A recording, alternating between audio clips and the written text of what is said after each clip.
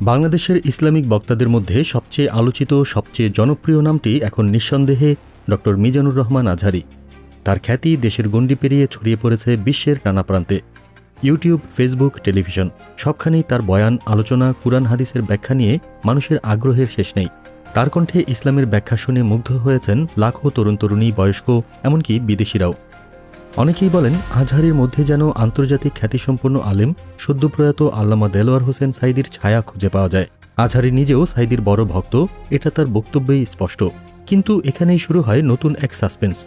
অনেক অনুসারীর মনে এখন ঘুরপাক খাচ্ছে এক প্রশ্ন, আজহারী কি সাঈদীর মতোই রাজনীতির মাঠে নামবেন? তিনি কি এমপি ইলেকশনে অংশ নেবেন? এই প্রশ্নের উত্তর খুঁজতে গিয়ে দেখা যায় আজহারীর জনপ্রিয়তা এমন পর্যায়ে পৌঁছেছে যে তিনি যদি নির্বাচনে দাঁড়ান, বিশেষ করে তার জন্ম ও বেড়ে ওঠার এলাকা ঢাকা ৫ আসন থেকে, তাহলে বিপুল ভোটে জয়ী হওয়া যেন সময়ের ব্যাপার মাত্র। স্থানীয় জনগণও আশাবাদী তাদের এলাকায় আজহারীর মতো একজন শিক্ষিত, বিচক্ষণ তরুণ আলেম এমপি হলে সংসদে নতুন আলো আসবে। তবে আজহারী নিজে কি ভাবছেন? রাজনীতিতে তার আগ্রহ আছে কি? এই প্রশ্নের উত্তর খুঁজতে গিয়ে ফিরে যেতে হয় কিছুদিন আগের এক বিতর্কে। ফ্যাসিস্ট সরকারের আমলে রাজনৈতিক পরিচয় নিয়ে যখন নানা গুঞ্জন, নানা অপপ্রচার শুরু হয়, তখন নিজের ভেরিফাইড ফেসবুক পেজে একটি স্ট্যাটাস দেন ডক্টর মিজানুর রহমান আজহারী। সেখানে তিনি স্পষ্ট ভাষায় লেখেন, আমি কোনো দলের এজেন্ট বা প্রোডাক্ট নই, আর কোনো রাজনৈতিক দলের অর্থায়নে আমার শিক্ষা জীবনও কাটেনি। মিথ্যাচার যেন এদেশে মহামারীতে রূপ নিয়েছে। নিজের চিন্তা আর মতের বিরুদ্ধে গেলেই এদেশে একটা সস্তা ট্যাগ লাগিয়ে দেওয়া হয়, আর সেটা হলো জামাত শিবির। এবার আপনি মুক্তিযোদ্ধার সন্তান হন অথবা মনে প্রাণে একজন প্রকৃত দেশপ্রেমিক হন, দ্যাট ডাজেন্ট ম্যাটার। ভিন্ন মতকে দমনের এই অপকৌশল পুরো জাতির ভাগ্যে ভয়াবহ বিপর্যয় ডেকে আনতে পারে। আজহারীর এই বক্তব্যে যেন স্পষ্ট হয়ে ওঠে তিনি রাজনীতির মাঠে নামার ব্যাপারে মোটেই আগ্রহী নন, বরং তিনি মনে করেন একজন দায়ী ইলাল্লাহর কোনো দল নেই, তিনি সকল দলের, সকল মানুষের। তাদেরকে দলীয়করণ না করে ব্যাপকভাবে দিনের খেদমতে নিয়োজিত করা উচিত। দেশের সব দলের মানুষ যেন তাদের দ্বারা আলোকিত হতে পারে, সেটার পরিবেশ থাকা উচিত। ব্যক্তিগতভাবে এদেশের রাজনীতিতে তার কোনো ইন্টারেস্ট নেই, এটা তিনি বারবারই বলেছেন। সোশ্যাল অ্যাক্টিভিটি ও দাওয়া অ্যাক্টিভিটি তার আগ্রহের মূল কেন্দ্রবিন্দু। তার মিশন এদেশের ইসলামের মধ্যমপন্থার সৌন্দর্যকে প্রমোট করা। তবে আজহারীর এই অবস্থানেও থেমে নেই আলোচনা। তার লাখ লাখ ভক্ত অনুসারী চান তিনি যেন কেবল দায়ী ইলাল্লাহ হিসেবেই তার ব্যক্ত করা অবস্থানের উপর অটল থাকেন। বিতর্ক এড়িয়ে দলমত নির্বিশেষে বৃহত্তর পরিসরে কেবল ইসলামের খেদমতে কাজ করে যান, এটাই তাদের প্রত্যাশা।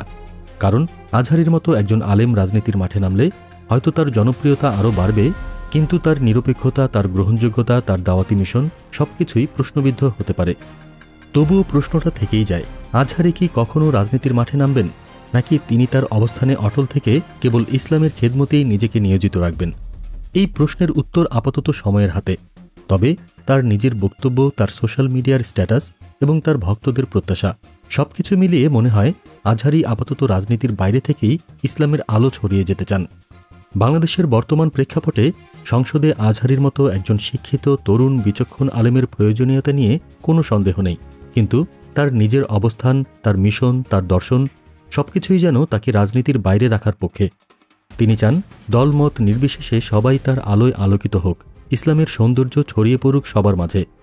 তবে রাজনীতির মাঠে তার প্রবেশ নিয়ে গুঞ্জন, আলোচনা, বিতর্ক এসব থেমে নেই, বরং দিন দিন বাড়ছেই। কে জানে, হয়তো একদিন পরিস্থিতি বদলে যাবে, হয়তো আজহারী নিজেই নতুন কোনো সিদ্ধান্ত নেবেন। আপাতত তার ভক্ত অনুসারীরা চান তিনি যেন বিতর্ক এড়িয়ে কেবল ইসলামের খেদমতেই নিজেকে নিয়োজিত রাখেন। এই সাসপেন্স, এই অপেক্ষা, এটাই এখন আজহারীকে ঘিরে সবচেয়ে বড় আলোচনার বিষয়। সময়ই বলে দেবে বাংলাদেশের সবচেয়ে জনপ্রিয় ইসলামিক বক্তা ডক্টর মিজানুর রহমান আজহারী রাজনীতির মাঠে নামবেন, নাকি কেবল দায়ী ইলাল্লাহ হিসেবেই তার মিশন চালিয়ে যাবেন। আপনার কি মনে হয় আজহারীর রাজনীতিতে আসা উচিত, নাকি তার নিরপেক্ষ অবস্থানেই থাকা উচিত? মতামত জানাতে পারেন কমেন্টের ঘরে। এদিকে বাংলাদেশের ইসলামিক বক্তাদের তালিকা করলে শুরুর কাতারেই উঠে আসে ডক্টর এনায়েতুল্লাহ আব্বাসীর নাম। তার জনপ্রিয়তা নিয়ে কারো কোনো দ্বিমত নেই। দেশের মসজিদ, মাদ্রাসা থেকে শুরু করে টেলিভিশন, ইউটিউব, ফেসবুক সবখানেই তার আলোচনা, বক্তৃতা, কুরআন হাদিসের ব্যাখ্যা নিয়ে মানুষের আগ্রহের শেষ নেই। তার কণ্ঠে ইসলামের কথা শুনে মুগ্ধ হয়েছেন লাখো মানুষ। এমন একজন আলেমকে নিয়ে স্বাভাবিকভাবেই অনেকের মনে প্রশ্ন, তিনি কি কখনো রাজনীতির মাঠে নামবেন? বিশেষ করে নারায়ণগঞ্জ ৪ আসন থেকে, যেখানে কুখ্যাত গডফাদার শামীম ওসমান দীর্ঘদিন ধরে আধিপত্য বিস্তার করে আসছেন। সেখানে বহু মানুষ চান এনায়েতুল্লাহ আব্বাসী তাদের এমপি হন। সারা দেশেই নারায়ণগঞ্জ ৪ আসনের গুরুত্ব কম নয়, তবে জনপ্রিয় এই আলেমের নিজের ইচ্ছাটাই এখানে সবচেয়ে বড় প্রশ্ন। এই প্রশ্নের উত্তর খুঁজতে আমাদের ফিরে যেতে হয় কয়েক বছর পেছনে 2024 সালের ভোটের আগে।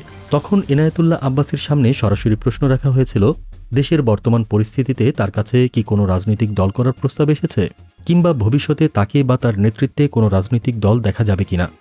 এনায়েতুল্লাহ আব্বাসী তখন স্পষ্ট ভাষায় বলেছিলেন, নির্বাচনকে সামনে রেখে আমার কাছে প্রস্তাব এসেছিল নারায়ণগঞ্জ 4 আসনে আমি যেন স্বতন্ত্র প্রার্থী হই। তবে এই প্রস্তাব আমি নাকচ করে দিয়েছি, কারণ আমি তো গণতন্ত্রে বিশ্বাসী নই, আমি খেলাফে বিশ্বাসী, যার ফলে আমি বলবো একটা, করব আরেকটা। এই মুনাফিকই আমার দ্বারা মানুষ আশা করে না, এজন্যই আমি নির্বাচন করিনি। আমি যদি স্বতন্ত্র প্রার্থী হতাম তাহলে নারায়ণগঞ্জে বিরাট এক জনগণের সমর্থন অবশ্যই পেতাম, কিন্তু আদর্শিকভাবে আমি গণতন্ত্রে বিশ্বাস করি না, তাই এইসব নির্বাচনের প্রস্তাবে আমি কান দিই না। তার এই বক্তব্যে যেন স্পষ্ট হয়ে ওঠে, জনপ্রিয়তা বা জনসমর্থন থাকলেও আদর্শের প্রশ্নে তিনি আপোষহীন। তিনি আরও বলেন, আসলে রাজনৈতিক দল করার কোনো প্রস্তাব আসেনি, তবে আমার নেতৃত্বে রাজনৈতিক আন্দোলন হওয়ার প্রস্তাব বহুবার এসেছিল। তবে আমি চিন্তাভাবনা করে দেখেছি, এতে আমার এবং মুসলিম উম্মার কোনো কল্যাণ নেই। যেখানে আল্লাহর দ্বীনের স্বার্থ সুরক্ষিত হবে না, উম্মতের কোনো কল্যাণ নেই, সেই ধরনের অলাভজনক কাজেই আমি কখনো ছিলাম না, এখনও নেই, ভবিষ্যতেও থাকব না। আমি খেলাফতের আদর্শে বিশ্বাসী, সেই বিশ্বাস হৃদয়ে লালন করেই শেষ নিঃশ্বাস ত্যাগ করতে চাই। এনায়েতুল্লাহ আব্বাসীর এই অবস্থানেই যেন জমে ওঠে নতুন এক সাসপেন্স। দেশের একটা বিরাট জনগোষ্ঠী খেলাফতের আদর্শে বিশ্বাসী হয়ে খেলাফতের আদলে রাষ্ট্র কায়েমের স্বপ্ন দেখে। এনায়েতুল্লাহ আব্বাসীও চান সেই স্বপ্ন পূরণ হোক। তিনি আল্লাহর কাছে দোয়া করেন এই দেশের মানুষ খেলাফতের আদর্শে রাষ্ট্র গড়ে তুলুক। কিন্তু তিনি কি নিজে কোনো রাজনৈতিক দল গঠন করে সংসদে এদেশের মানুষের পক্ষে, ইসলামের পক্ষে দাবি দেওয়া আদায়ের জন্য রাজনৈতিক কোনো শাখা খুলবেন? এই প্রশ্নের উত্তর আপাতত সময়ের হাতে। এনায়েতুল্লাহ আব্বাসী নিজেই বলেন, কোনো একটি রাজনৈতিক দল গঠন করে সংসদে এদেশের মানুষের পক্ষে, ইসলামের পক্ষে দাবি দেওয়া আদায় করার জন্য রাজনৈতিক কোনো শাখা খুলব কিনা সেটা সময়ই বলে দেবে ইনশাআল্লাহ। এই মুহূর্তে তার ভক্ত অনুসারীরা যেমন চান তিনি যেন আদর্শের প্রশ্নে অটল থাকেন, তেমনি দেশের রাজনৈতিক অঙ্গনেও তার মতো একজন আলেমের উপস্থিতি নিয়ে আলোচনা থেমে নেই।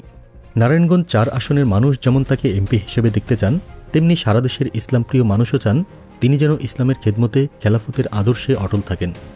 তবুও প্রশ্নটা থেকেই যায়, এনায়েতুল্লাহ আব্বাসী কি কখনও রাজনীতির মাঠে নামবেন, নাকি কেবল আদর্শের প্রশ্নে, খেলাফতের প্রশ্নে, ইসলামের খেদমতেই নিজেকে সীমাবদ্ধ রাখবেন? এই সাসপেন্স, এই অপেক্ষা, এটাই এখন এনায়েতুল্লাহ আব্বাসীকে ঘিরে সবচেয়ে বড় আলোচনার বিষয়। সময়ই বলে দেবে বাংলাদেশের সবচেয়ে জনপ্রিয় ইসলামিক বক্তাদের একজন ডক্টর এনায়েতুল্লাহ আব্বাসী রাজনীতির মাঠে নামবেন, নাকি কেবল আদর্শের প্রশ্নেই অটল থাকবেন। আপাতত তার নিজের বক্তব্য, তার আদর্শ, তার দর্শন সবকিছুই তাকে রাজনীতির বাইরে রাখার পক্ষে। তবে ভবিষ্যতে কি হবে সেটা সময়ই বলে দেবে। আপনার কি মনে হয়, এনায়েতুল্লাহ আব্বাসীর রাজনীতিতে আসা উচিত, নাকি তার আদর্শিক অবস্থানেই থাকা উচিত? মতামত জানাতে পারেন কমেন্টের ঘরে।